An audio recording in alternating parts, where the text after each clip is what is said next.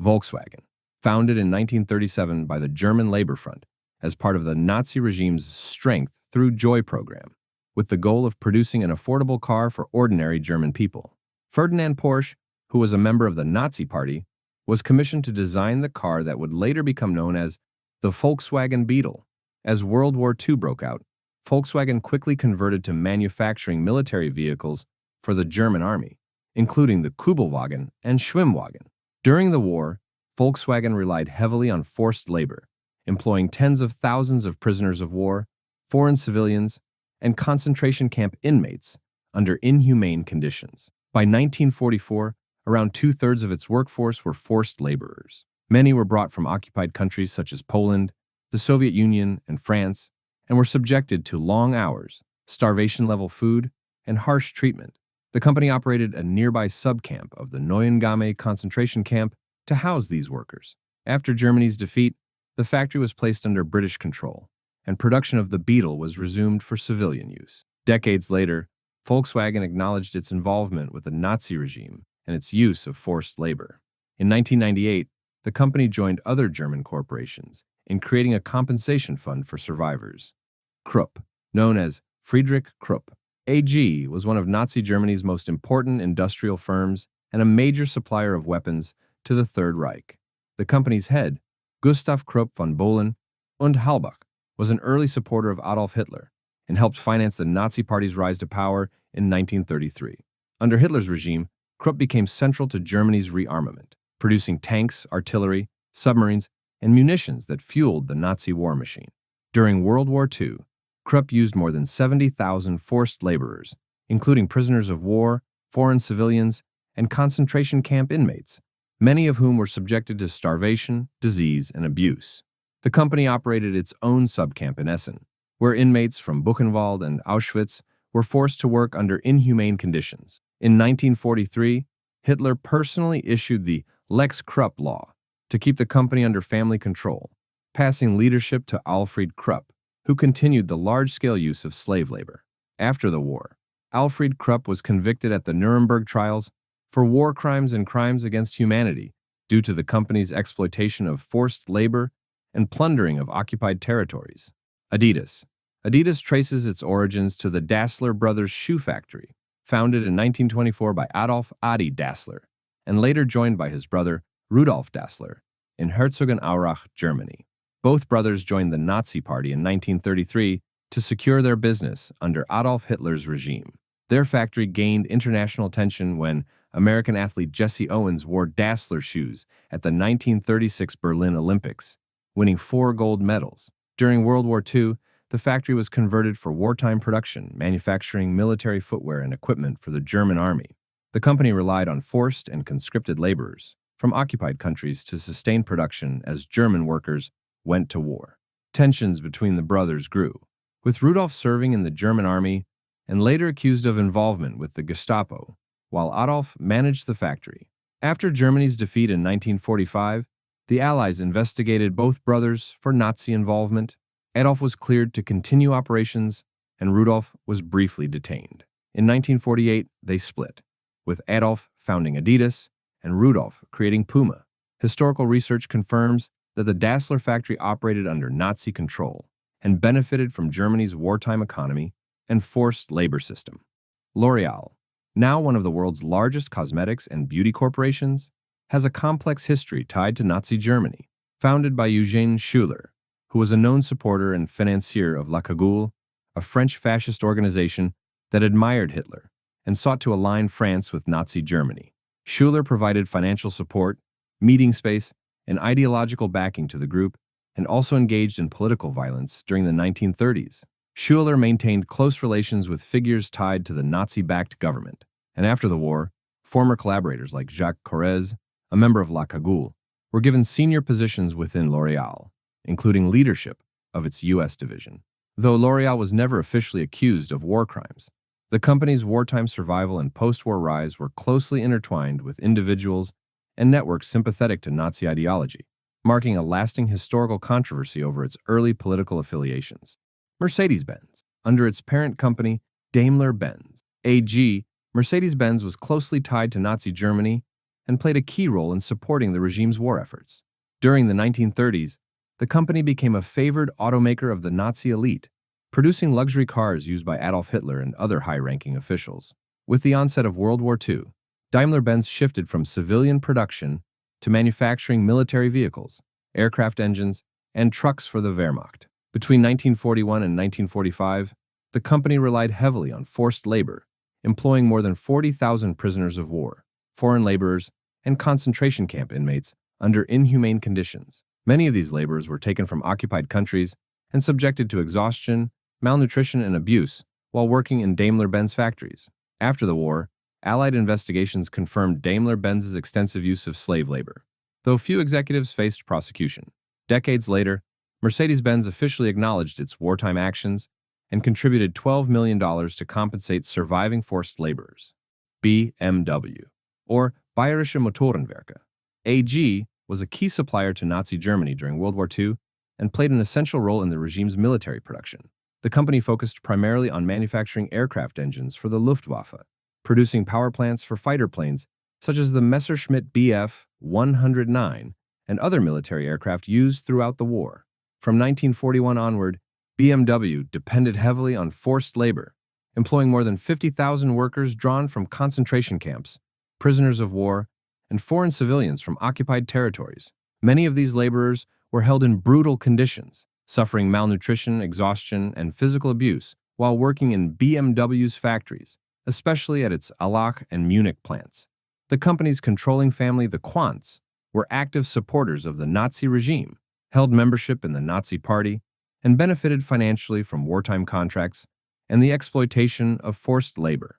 BMW's production facilities were later targeted and destroyed by Allied bombings due to their military importance.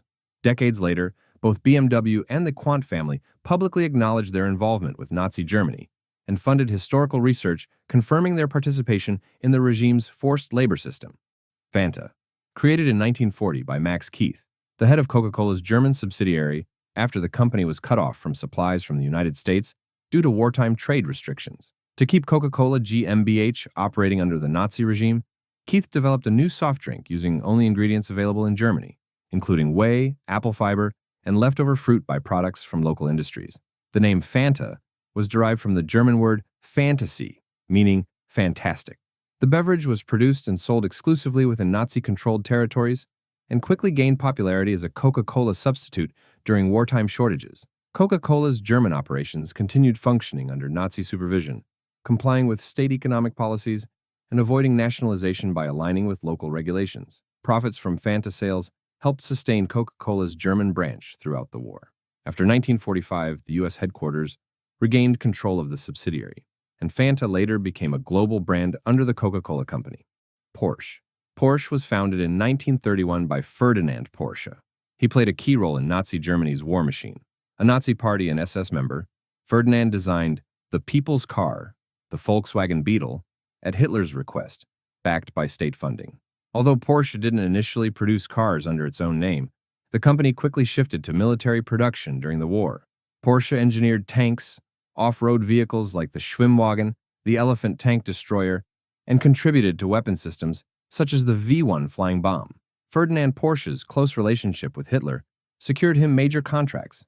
In his factories, around 3,000 forced laborers were used under brutal conditions, with workers subjected to starvation and abuse. Despite the relatively low production volume, Porsche's profits soared. After the war, Ferdinand Porsche was arrested by the French and sent to prison. His son, Ferry Porsche, then took over and shifted the brand's focus. Since then, the company has contributed $2.5 million to a German reparation fund. Deutsche Bank, one of the largest commercial banks in the world, played a central financial role in supporting Nazi Germany before and during World War II. During the 1930s, the bank helped finance Germany's rearmament and expansion under Adolf Hitler's regime, working closely with state authorities and major industries tied to the Nazi war effort. After 1933, Deutsche Bank dismissed Jewish board members and employees in compliance with Nazi racial laws. The bank was directly involved in the Aryanization of Jewish-owned businesses, acquiring and reselling companies and properties that were forcibly taken from Jewish owners at below-market prices.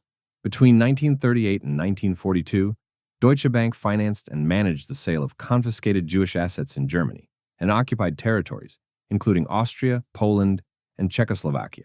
The bank also maintained financial relations with firms that used forced labor, such as IG Farben and Krupp. Historical investigations confirmed that Deutsche Bank financed the construction of Auschwitz's IG Farben plant, where concentration camp prisoners were exploited. After the war, several bank executives were charged for their involvement with Nazi economic policies, but most were released by the early 1950s. Decades later, Deutsche Bank formally acknowledged its complicity and contributed to compensation funds for Holocaust survivors and victims of forced labor. Standard Oil, the American petroleum company founded by John D. Rockefeller, maintained significant business ties with Nazi Germany through the 1930s and early 1940s. Before and during World War II, Standard Oil shared patents, technology, and resources with German chemical giant IG Farben, a company deeply involved in Nazi war production and the Holocaust. These collaborations included the exchange of synthetic fuel and rubber technologies critical to Germany's military operations. Despite growing tensions, Standard Oil continued supplying materials that indirectly benefited the Nazi war effort until the U.S. entered the war in 1941. Investigations later revealed that Standard Oil subsidiaries had concealed fuel shipments routed through neutral countries to reach Germany. The U.S. government fined Standard Oil in 1942 for violating wartime trade laws, but allowed it to continue operating under strict supervision. Hugo Boss, a German fashion company, had direct ties to Nazi Germany through its founder, Hugo Ferdinand Boss. The company was an official supplier of uniforms for the Nazi regime, producing clothing for the SS, SA, Hitler Youth, and other party organizations. Hugo Boss joined the Nazi Party in 1931, 2 years before Hitler came to power, and benefited greatly from state contracts during the Third Reich. During World War II, the company relied on forced labor, employing around 140 workers, including prisoners of war and civilians from occupied countries, who worked under harsh and exploitative conditions. Production focused on military uniforms. After the war, Hugo Boss was fined for his involvement with the Nazi regime and classified as an activist and supporter of National Socialism. In 2011, the company officially apologized for its use of forced labor. Siemens, one of Germany's largest industrial companies, was deeply involved in Nazi Germany's wartime economy. During World War II, Siemens produced electrical equipment, communication systems, and components for the German military, including for the Luftwaffe and concentration camps. The company relied extensively on forced labor, employing tens of thousands of prisoners of war, foreign civilians, and concentration camp inmates under brutal conditions. Siemens operated production sites near camps such as Ravensbrück and Auschwitz, where prisoners were forced to work assembling electrical parts for military use. The company's leadership cooperated closely with the Nazi regime to fulfill wartime contracts and expand operations into occupied territories. After the war, Allied investigations confirmed Siemens' exploitation of forced labor and its contribution to the Nazi war effort. In later decades, Siemens acknowledged its involvement with the Third Reich and joined compensation programs to support surviving forced laborers. Ford's German and French subsidiaries, Ford Werke and Ford SAF, produced military vehicles and equipment for the Nazi regime. By 1944, Ford Werke had used over 12,000 forced laborers. Founder Henry Ford was a known anti-Semite and the author of The International Jew, a work praised by Hitler in Mein Kampf. In 1938, Ford was awarded the Grand Cross of the German Eagle, one of Nazi Germany's highest honors for foreigners. Although Ford himself had little direct involvement during the later years of the war, his company's German branch maintained ties with Nazi officials and supported the war effort. In the year 2000, Ford Werke paid up to $26 million into Holocaust labor victim funds. Nestlé, a Swiss food company, operated in Nazi Germany and other German-controlled areas during World War II, continuing production throughout the war. Although not involved in weapons manufacturing, its German branches supplied food to both civilians and the military. Nestlé effectively fed both sides of the conflict, holding contracts with the German army and experiencing rising sales during the war. Maggi, now owned by Nestlé, secured an exclusive supply deal and used forced labor from Nazi-occupied countries. Nestlé's Swiss leadership maintained ties with both the Axis and Allied powers, ensuring the company's survival during the conflict. After the war, Nestlé expanded rapidly, becoming one of the world's largest and most influential food conglomerates. Chanel, a French luxury brand founded by Gabrielle Coco, Chanel maintained notable ties to Nazi Germany during World War II. Coco Chanel was romantically involved with Hans Günther von Dinklage, a German intelligence officer, which granted her access to Nazi circles in occupied Paris. She took advantage of anti-Jewish laws implemented by the Nazi-controlled Vichy regime to attempt to gain full ownership of her perfume line, Chanel No. 5, which was partly owned by the Jewish Wertheimer family. The Wertheimers, who had fled France, legally protected their interests by transferring ownership to a non-Jewish business associate before the Nazis seized Jewish assets. Declassified intelligence records later revealed that Chanel was registered as a Nazi intelligence agent under the codename Westminster. Her involvement included participation in Operation Model Hut, a failed German plan to negotiate peace with Britain through her connections. After the war, Chanel was briefly interrogated for collaboration but was not charged, reportedly due to her ties with powerful figures, including Winston Churchill. Opel, a German automobile manufacturer, played a significant role in supporting Nazi Germany's war effort. By the 1930s, Opel was a subsidiary of the American company General Motors. But after Hitler's rise to power, its German management aligned production with the regime's militarization goals.